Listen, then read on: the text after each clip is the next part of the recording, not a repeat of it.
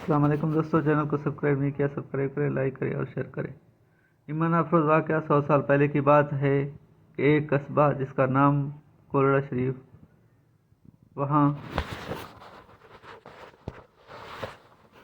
100 साल पहले की बात है कि एक कस्बा जिसका नाम कोरड़ा शरीफ, वहाँ एक बुजुर्ग थे जिनका नाम था हज़रत पीर मेहर अली शाह रहमतुल्लाह अलैह। इनके एक बेटे का इनका नाम था बाबूजी रहमतुल्लाह अलैह। इस वक्त उसकी उम्र 9 या 10 साल थी।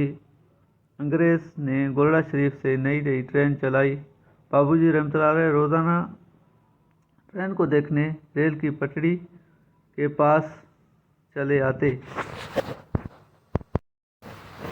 इनके मुरीदों ने बाबूजी रहमतुल्लाह अलैह से पूछा, बाबूजी आप यहाँ क्यों आते हैं? तो बाबूजी ने जवाब दिया, मुझे ट्रेन के इंजन से मोहब्बत हो गई है। इन्होंने पूछा, क्यों मोहब्बत हो गई है? बाबूजी ने कहा, इसकी 5 वजूहात है। पहली वजह, ट्रेन का इंजन ट्रेन को अपनी मंजिल तक ले जाता है। दूसरी वजह, आखिरी डब्बे को भी साथ लेकर जाता है। तीसरी वजह, आग खुद खाता है, डब्बू को नहीं खानी पड़ती। चौथी वजह, सिरात मुस्तकीम यानी सीधा चलता है।